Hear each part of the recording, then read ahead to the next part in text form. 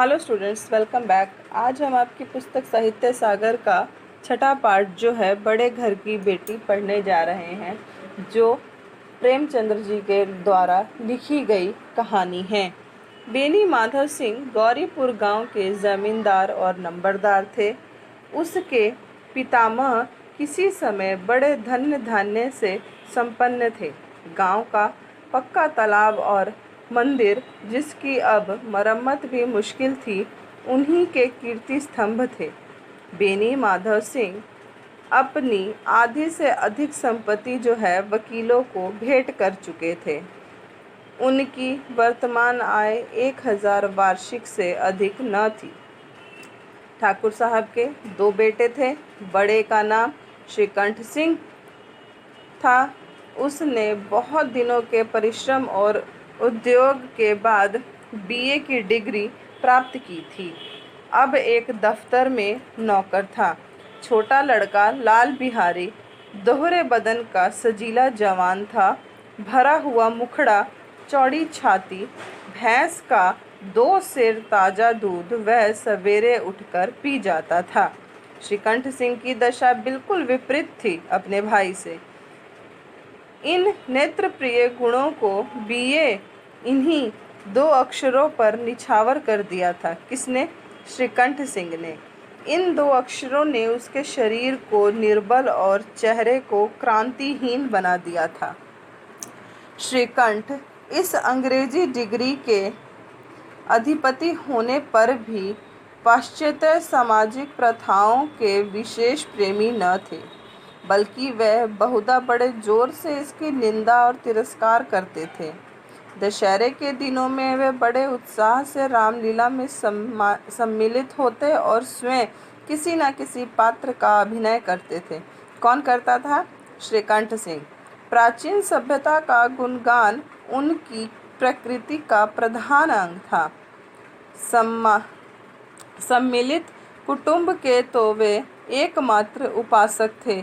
आजकल स्त्रियों को कुटुंब में मिलजुल कर रहने की जो अरुचि होती है, उसे वह जाति और देश दोनों के लिए हानिकारक समझते थे।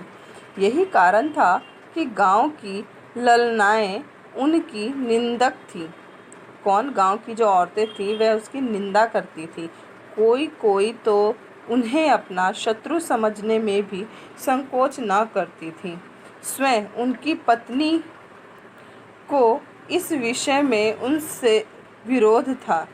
यह इसलिए नहीं कि उसे अपने सास ससुर, देवर या जेठ आदि से घृणा थी, बल्कि उसका विचार था कि यदि बहुत कुछ सहने पर भी परिवर्तन के साथ निर्वाह न हो सके, तो आए दिन की कलह से जीवन को नष्ट करने की अपेक्षा अच्छा है कि अपनी खिचड़ी अलग पकाई जाए। यह किसका कहनाम था? श्रीकंठ सिंह का। आनंदी एक बड़े उच्च कुल की लड़की थी। उसके पिता एक छोटी सी रियासत के तालुकेदार थे। विशाल भवन, एक हाथी, 3 कुत्ते, झाड़फुनस, ऑनरेरी मजिस्ट्री और ऋण, जो एक प्रतिष्ठित तालुकदार के योग्य पदार्थ हैं, सभी यहाँ विद्यमान थे। नाम था भूप सिंह। बड़े उदारचित्त और प्रतिभाशाली पुरुष थे, पर दुर्भाग्य से लड़का एक भी न था। आनंदी चौथी लड़की थी। वह अपनी सब बहनों से अधिक रूपवती और गुणवती थी। इससे ठाकुर भूप सिंह उसे बहुत प्यार करते थे। सुंदर संतान को कदाचित उसके माता पिता भी अधिक चाहते हैं। ठाकुर साहब बड़े धर्म संकट में थे कि आनंदी का विवाह कहाँ करें। ना तो यही चाहते थे कि ऋण का बोझ बढ़े, ना यही स्वीकार था कि उसे अपने को भाग्यहीन समझना पड़े। एक दिन श्रीकंठ सिंह उनके पास किसी चंदे का रुपया मांगने आए। भूप सिंह उसके स्वभाव पर रिझ गए, मतलब खुश हो गए। उसके स्वभाव को देख के मतलब मोहित हो गए और धूमधाम से श्रीकंठ सिंह का आनंदी के साथ विवाह हो गया। आनंदी अपने नए घर में आई तो यहाँ रंग ढंग कुछ और ही देखा। क्या जिस टिम टाम की उसे बचपन से ही आदत पड़ी हुई थी वह यहाँ नाम मात्र भी न था। हाथी घोड़ों का कहना ही क्या, कोई सजी हुई सुंदर बहली तक न थी। रेशमी स्लीपर साथ लाई थी, पर यहाँ बाग कहाँ जहाँ वह सैर करती। मकान में खिड़कियाँ तक न थी, न जमीन पर फर्श, न दीवार पर तस्वीरें। वह एक सीधा साधा देहाती गृहस्थ का मकान था। किंतु आनंदी ने थोड़े दिनों में ही अपने आप को इस नई परिस्थिति के ऐसा अनुकूल बना लिया मानो विलास के सामान कभी देखे ही न थे। यहाँ पर जो है आनंदी जो है उसके घर में उसे जो भी चीज़ें मिलती थी ऐशो आराम की, वह ना मिलने पर उसने अपने आप को इतने अच्छे से उस गृहस्थ परिवार में ढाल लिया जैसे उसने कभी ऐशो आराम की चीज़ें देखी ही ना थी। एक दिन दोपहर के समय लाल बिहारी 2 चिड़िया लेकर लिए हुए आया और भावत से बोला, जल्दी से पका दो, मुझे भूख लगी है। आनंदी भोजन बनाकर उसकी राह देख रही थी। अब वह नया व्यंजन बनाने बैठी। हांडी में देखा तो घी पाव भर से अधिक न था। बड़े घर की बेटी कैफियत, कैफियत का मतलब होता है बचत, क्या जाने उसने सब घी मांस में डाल दिया। लाल बिहारी खाना खाने बैठा तो दाल में घी न था। बोला, दाल में घी क्यों नहीं छोड़ा? आनंदी ने कहा, घी सब मांस में पड़ गया। लाल बिहारी जोर से बोला, अभी परसों ही तो घी आया था, इतनी जल्दी खत्म हो गया?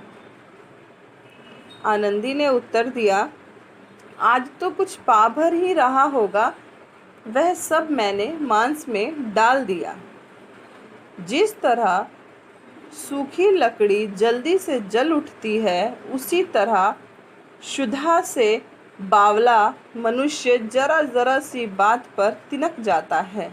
लाल बिहारी को भावज की यह ढिठाई बहुत बुरी मालूम हुई। ढिठाई मतलब क्या हुआ, जिस साहस से उसने क्या बोलते हैं लाल बिहारी को बोला कि पाव भर ही तो घी था जो मैंने मांस में डाल दिया, तो उसको वह ढिठाई जो है वह अच्छी नहीं लगी।